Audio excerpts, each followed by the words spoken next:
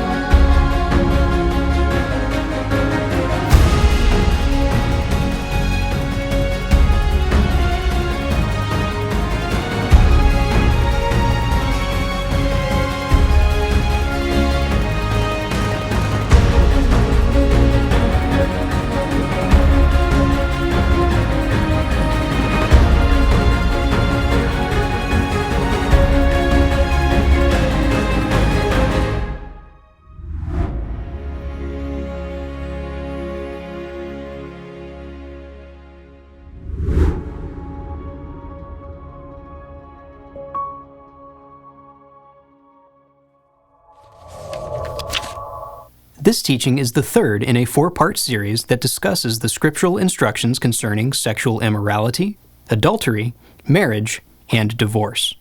This teaching addresses topics and uses terminology that parents may not want their children to be familiar with yet, so viewer discretion is advised. Also, you may have questions that this teaching leaves unresolved. If so, we encourage you to watch Part 4 of this series, where we will address some of the frequently asked questions on these topics.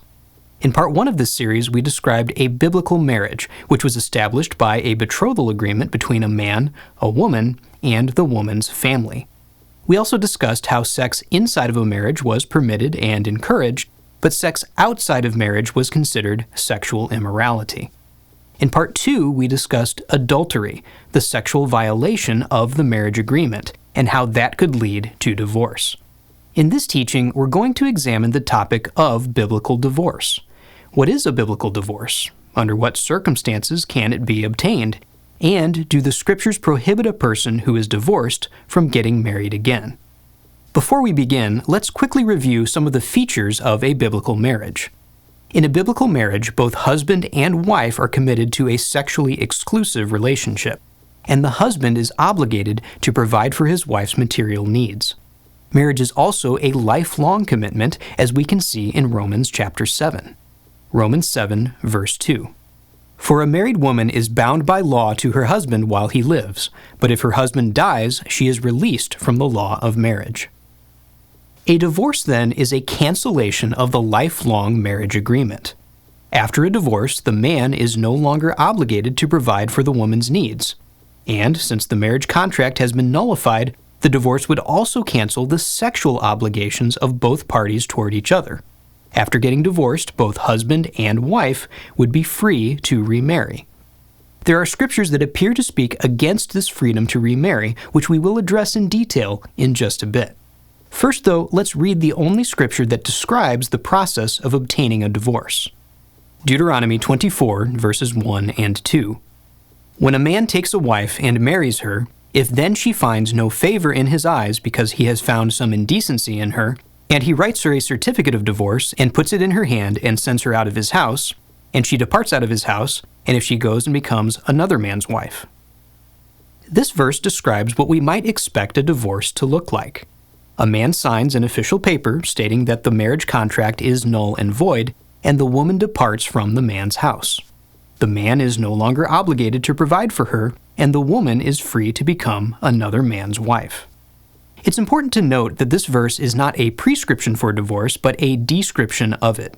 In other words, this verse is not necessarily telling us how divorce is supposed to be done, but it's describing a scenario in which a divorce has occurred. We can use this scripture to infer some things about how divorces were carried out, but we don't really have much scriptural instruction for the procedure itself. Another thing to note is that the divorce described here is not a mutual decision between husband and wife. The husband is sending her out of his house. The wife has no say in this matter, although, as we will see, this divorce is only supposed to happen after she has broken the marriage covenant. So now that we have a description of what a divorce is, let's look at the verses that seem to say that divorced people cannot get married again. Here are a few of them. Mark 10, verses 11 and 12. "And he said to them, Whoever divorces his wife and marries another commits adultery against her. And if she divorces her husband and marries another, she commits adultery." Luke 16, verse 18. "Everyone who divorces his wife and marries another commits adultery. And he who marries a woman divorced from her husband commits adultery." Matthew 5, verses 31 and 32. "It was also said, Whoever divorces his wife, let him give her a certificate of divorce. But I say to you that everyone who divorces his wife, except on the ground of sexual immorality, makes her commit adultery, and whoever marries a divorced woman commits adultery." Matthew 19, verse 9. "And I say to you, whoever divorces his wife, except for sexual immorality, and marries another, commits adultery." These verses seem to be pretty clear. Yeshua is teaching that divorce itself is wrong, and that if you get divorced and then marry another person, you're committing adultery. However, we encounter some serious logical and scriptural problems if we accept this interpretation of his words. First, there's the logical problem concerning what a divorce actually is. Divorce is a cancellation of the marriage contract. One of the terms of that contract is to be sexually faithful to your spouse. But if that marriage contract is truly canceled, then why would the divorced person be prohibited from marrying someone else? Why would that person still be bound by the marriage contract that had been nullified by the divorce? Doesn't that defeat the entire purpose of a divorce? Second, there's the problem that this interpretation of Yeshua's words seems to contradict the Torah. There's no command in the Torah that prohibits a man or woman from remarrying after a divorce, or that calls getting remarried adultery. In fact, the Torah seems to imply that remarriage is permitted for a divorced person. Here are several scriptures that illustrate this point. Deuteronomy 24, verses 1 through 4. "When a man takes a wife and marries her, if then she finds no favor in his eyes because he has found some indecency in her, and he writes her a certificate of divorce and puts it in her hand and sends her out of his house, and she departs out of his house, and if she goes and becomes another man's wife, and the latter man hates her and writes her a certificate of divorce and puts it in her hand and sends her out of his house, or if the latter man dies, who took her to be his wife, then her former husband, who sent her away, may not take her again to be his wife after she has been defiled. For that is an abomination before Yahweh, and you shall not bring sin upon the land that Yahweh your God is giving you for an inheritance." This is the complete context of the scripture we quoted earlier. This passage forbids a man to take back his divorced wife if she ended up marrying someone else. In essence, this command forbids men to take advantage of a potential legal loophole that would allow them to be sexually immoral, to pass a woman back and forth between them. However, this passage does not prohibit the woman from marrying the second man after her first divorce. It also doesn't prohibit her from marrying a third man after her second divorce. If God wanted divorced people to not remarry at all, why doesn't he just say so here in Deuteronomy 24? Here's another example. Leviticus 21, verse 7. "They, the priests, shall not marry a prostitute or a woman who has been defiled. Neither shall they marry a woman divorced from her husband, for the priest is holy to his God." Leviticus 21, verses 13 and 14. "And he, the high priest, shall take a wife in her virginity. A widow, or a divorced woman, or a woman who has been defiled, or a prostitute, these he shall not marry. But he shall take as his wife a virgin of his own people." So we see here that the priests were not allowed to marry divorced women. But if divorced women couldn't marry anybody, then why would it be necessary to specify that they could not marry priests?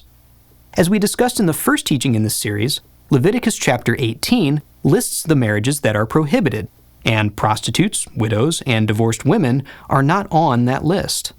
This command in Leviticus 21 is adding extra restrictions to the priests, but not to the general population. Also, we know from other scriptures that both prostitutes and widows could and did get married. The prophet Hosea married a prostitute, and Paul recommends that young widows get married.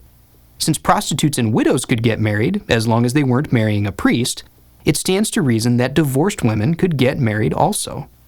As we've seen, the idea that divorced people cannot remarry presents us with a number of logical and scriptural contradictions. So maybe Yeshua's teachings about divorce and remarriage aren't as cut and dried as they appear at first.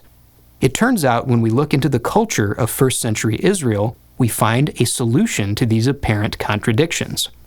There's a specific reason that Yeshua was addressing the topic of divorce at all, and when we understand that reason, it brings a lot of clarity to his teachings. So let's take a closer look at what was happening in Israel at the time Yeshua was giving these teachings on divorce and remarriage. In the first century, the Pharisees were divided into two schools: the school of Shammai, also known as Beit Shammai, and the school of Hillel, also known as Beit Hillel. These two schools had a debate about when divorce was justified. The Mishnah describes their debate like this: Beit Shammai say, a man may not divorce his wife unless he finds out about her having engaged in a matter of forbidden sexual intercourse. That is, she committed adultery or is suspected of doing so, as it is stated, because he has found some unseemly matter in her, and he writes her a scroll of severance. And Beit Hillel say he may divorce her even due to a minor issue. For example, because she burned or oversalted his dish, as it is stated, because he has found some unseemly matter in her, meaning that he found any type of shortcoming in her.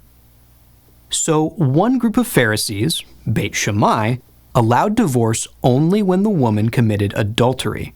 But the other group of Pharisees, Beit Hillel, allowed divorce when the man found any type of shortcoming in her. The Talmud describes some of these shortcomings. In addition to oversalting his meal, as mentioned above, a man could divorce his wife for barrenness, a bad reputation, excessive sweating, skin blemishes, bad breath, and abnormally large breasts, among other things. Basically, Beit Hillel allowed any imperfection one can imagine to be used as justification for a man to divorce his wife. With that in mind, let's examine Yeshua's explanation for his doctrine on divorce and remarriage, and see if this debate adds any context to his words. Matthew 19, verses 3 through 9. And Pharisees came up to him and tested him by asking, Is it lawful to divorce one's wife for any cause? He answered, Have you not read that he who created them from the beginning made them male and female, and said, Therefore a man shall leave his father and his mother, and hold fast to his wife, and the two shall become one flesh? So they are no longer two, but one flesh. What therefore God has joined together, let not man separate. They said to him, Why then did Moses command one to give a certificate of divorce and to send her away? He said to them, Because of your hardness of heart, Moses allowed you to divorce your wives. But from the beginning, it was not so. And I say to you, whoever divorces his wife, except for sexual immorality, and marries another, commits adultery. Verse 3 tells us very clearly what the Pharisees are asking about. They ask, is it lawful to divorce one's wife for any cause? The phrase for any cause is a reference to Beit Hillel's position on divorce, that a man can divorce his wife if he finds any type of shortcoming in her. So the Pharisees are asking what Yeshua thinks about this particular doctrine. They want to know whether Yeshua agrees with Beit Hillel on this issue. Here's Yeshua's response, verses 4 through 6. He answered, Have you not read that he who created them from the beginning made them male and female, and said, Therefore a man shall leave his father and his mother, and hold fast to his wife, and the two shall become one flesh. So they are no longer two, but one flesh. What therefore God has joined together, let not man separate. So in response to the question of whether a man can divorce his wife for any cause, Yeshua says, basically, that marriage is intended to be a lifelong commitment and that married people should not be getting divorced at all. In response to that, the Pharisees ask this, verse 7. They said to him, "Why then did Moses command one to give a certificate of divorce and to send her away?" In other words, if divorces are not supposed to happen at all, then why are they permitted by the Torah? Yeshua responds in verses 8 through 9. He said to them, "Because of your hardness of heart, Moses allowed you to divorce your wives, but from the beginning it was not so. And I say to you, whoever divorces his wife, except for sexual immorality, and marries another, commits adultery." So Yeshua explains that even though divorces are allowed, they are not ideal, and they should not happen except in cases of sexual immorality. This is the same position that was taken by Beit Shammai. Beit Shammai say, a man may not divorce his wife unless he finds out about her having engaged in a matter of forbidden sexual intercourse. So this is Yeshua's answer to the question of whether he agrees with Beit Hillel. He does not. In fact, Yeshua agrees with Beit Shammai on this issue. He rejects the doctrine of Beit Hillel, the doctrine that states that a man can divorce his wife for any cause. So when Yeshua says that whoever divorces his wife and marries another commits adultery, he's referring to divorces that were made for the petty reasons, like burnt food, that were upheld by Beit Hillel. Yeshua is saying that these petty divorces are not legitimate in the eyes of God. God still considers these people to be married. Therefore, to marry again after getting an illegitimate divorce would be tantamount to committing adultery. The original marriage contract between the woman and her first husband should still be in effect. This also explains why Yeshua says in Matthew 5:32 that whoever marries a divorced woman commits adultery. He's not saying that marrying any divorced woman is adultery. He's saying that a woman who is divorced for illegitimate reasons, the reasons that he's arguing against in Matthew 19, is still married to her husband in the eyes of God, so it would be adultery for another man to marry her. Also, notice the last thing Yeshua says in Matthew 19, verse 9. Whoever divorces his wife and marries another commits adultery. It appears that the real reason that men were getting these divorces was because they wanted to marry someone else. So Yeshua is not only addressing the problem of bad doctrine concerning divorce, but also bad motivation. The teachings of Hillel were enabling an immoral practice where men could abandon their wives in order to marry other women. This is clearly not God's ideal for a marriage. If a wife can be discarded at any time because her husband has found a woman he likes better, then the marriage covenant is basically meaningless. And this is not only a theoretical problem with Hillel's teachings, but in Yeshua's day, there were men in Israel who were actually treating their marriages this way. Herod Antipas, the ruler of Galilee where Yeshua lived, divorced his first wife and then married his sister-in-law, who had just gotten divorced from his brother. The historian Josephus recorded the entire incident. About this time, Aretas and Herod had a quarrel on the account following. Herod the Tetrarch had married the daughter of Aretas and had lived with her a great while.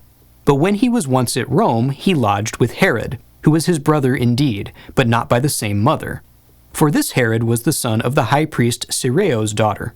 However, he fell in love with Herodias, this last Herod's wife, who was the daughter of Aristobulus, their brother, and the sister of Agrippa the Great. This man ventured to talk to her about a marriage between them, which address, when she admitted, an agreement was made for her to change her habitation and come to him as soon as he should return from Rome. One article of this marriage also was this, that he should divorce Aretas's daughter. So, by declaring that divorcing a woman for the purpose of marrying another woman was wrong, Yeshua was not only addressing a major theological debate that was going on at the time, but was also condemning the actions of a prominent political figure. So to summarize, Yeshua was not adding an additional restriction to the Torah and declaring that divorced people could no longer get remarried. Rather, he was discouraging people from getting divorced in the first place and addressing the abuse of the marriage and divorce system that was occurring because of the teachings of Beit Hillel. Yeshua's teachings agreed with the Torah. Believers should honor their marriage covenants and remain married. However, a believer who was divorced for legitimate reasons was not bound by his or her old marriage contract and was free to marry again. Yeshua was condemning divorces that were made for illegitimate reasons, and he was calling the remarriages that followed those kinds of divorces adultery. This presents the obvious question: what is a legitimate reason to get a divorce? Yeshua cited the reason of sexual immorality, meaning that the wife has been unfaithful. This is a violation of the marriage covenant, so it makes sense that this would be a legitimate reason to nullify that covenant by getting a divorce. Do the scriptures provide any other legitimate reasons for divorce? As we approach this question, we should remember Yeshua's teachings. What therefore God has joined together, let not man separate. Divorce was not a matter to be taken lightly. A marriage was a lifelong commitment, a system established by God in the beginning, and a commitment that he expected his people to keep. Only in the most irreconcilable of situations was a divorce to be considered by a believer. With that in mind, Paul does provide an additional situation where a divorce appears to be allowed. 1 Corinthians 7:15. But if the unbelieving partner separates, let it be so. In such cases, the brother or sister is not enslaved. This seems to be saying that a believer can divorce an unbeliever, but Paul's words here need to be put in context to understand exactly what he's saying. First, Paul instructs believers not to get married to unbelievers. 2 Corinthians 6, verses 14 and 15. Do not be unequally yoked with unbelievers. For what partnership has righteousness with lawlessness? Or what fellowship has light with darkness? What accord has Christ with Belial?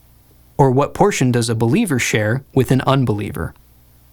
So, Paul says that believers should not marry unbelievers, but he also says that if a believer is married to an unbeliever, then they should not get divorced. 1 Corinthians 7, verses 12 through 14. To the rest I say, I, not the Lord, that if any brother has a wife who is an unbeliever, and she consents to live with him, he should not divorce her. If any woman has a husband who is an unbeliever, and he consents to live with her, she should not divorce him. For the unbelieving husband is made holy because of his wife, and the unbelieving wife is made holy because of her husband. Otherwise your children would be unclean, but as it is, they are holy. According to Paul, the marriage covenant should still be honored even if one of the people in it is an unbeliever. However, Paul goes on to say that if the unbelieving spouse decides to leave of themselves, then the believer is no longer bound to them. 1 Corinthians 7, verses 15 and 16. But if the unbelieving partner separates, let it be so. In such cases, the brother or sister is not enslaved. God has called you to peace. For how do you know, wife, whether you will save your husband? Or how do you know, husband, whether you will save your wife? So, while Paul encourages believers not to divorce their unbelieving spouses, he says that if the unbelieving spouse chooses to leave of themselves, that the believing brother or sister is not enslaved. By not enslaved, he means that they are free from their marriage commitment to the unbelieving spouse, and therefore free to remarry. Of course, since he also states that believers should not enter into marriages with unbelievers, a believer cannot use this teaching to justify marrying and divorcing an endless stream of unbelievers. Even with an unbeliever, marriage covenants still need to be honored and still need to be considered as lifelong agreements. But if an unbeliever decides to divorce a believer, then the believer can consider that to be a legitimate divorce and can feel free to remarry. There's at least one other situation in which divorce would certainly have been tolerable according to the scriptures, and that was when someone's life was in imminent danger. The scriptures do not explicitly state that a divorce can occur for this reason, but saving a life was justification to work on the Sabbath, to steal, and even to kill. So surely it would have been sufficient justification to get a divorce. Situations where divorce would literally save someone's life were probably rare, but in such cases a divorce would no doubt have been justified. There may have been other circumstances, perhaps not quite as extreme as one's life being in imminent danger, that would have made divorce the lesser of two evils, but the scriptures do not mention what those situations may have been. For a deeper look at how to approach scriptural dilemmas like this, see our teaching, Weightier Matters. Today, if you think you have legitimate reason to get a divorce, it's best to get input from wise and godly people who personally know all the details of your situation before making such a decision. If you're considering getting a divorce for any reason, we urge you to seek godly counselors. They can evaluate your particular situation and help direct you toward the right course of action. As the scriptures teach, Proverbs 11:14, where there is no guidance, a people falls, but in an abundance of counselors there is safety. While there are situations in which a divorce is biblically permissible, God's ideal is that married people stay married. God takes marriage agreements very seriously, so we should take them seriously too. Married life isn't always pleasant, but we cannot break a sacred covenant just because we don't feel happy. Again, wise counselors who can help us navigate through difficult times in our marriages are a very valuable resource, and when we're struggling, they are something worth pursuing.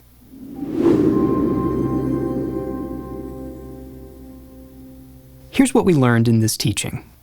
Biblical divorce is a complete termination of the marriage contract.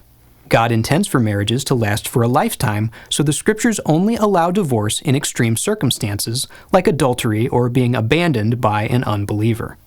Yeshua condemned the practice of getting divorces for illegitimate reasons, especially the reason of simply wanting to marry another person. He called this practice adultery. Believers who have gotten divorces for legitimate reasons are biblically free to remarry. Divorce is a last resort and not a decision to be made lightly. In Part 4, the conclusion of this series, we will be answering many of the commonly asked questions concerning the topics of sexual immorality, adultery, marriage, and divorce. We'll see you there.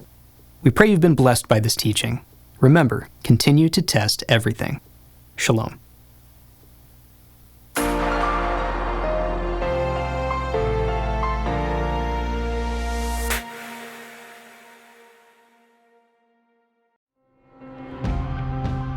It is because of you, our generous supporters, who make it possible to offer these high-quality teachings completely free of charge. If you feel led to support 119 Ministries so that we can continue this effort, please visit testeverything.net and click on the Support 119 tab. Learn how you can partner with us to take the whole Word of God to the nations.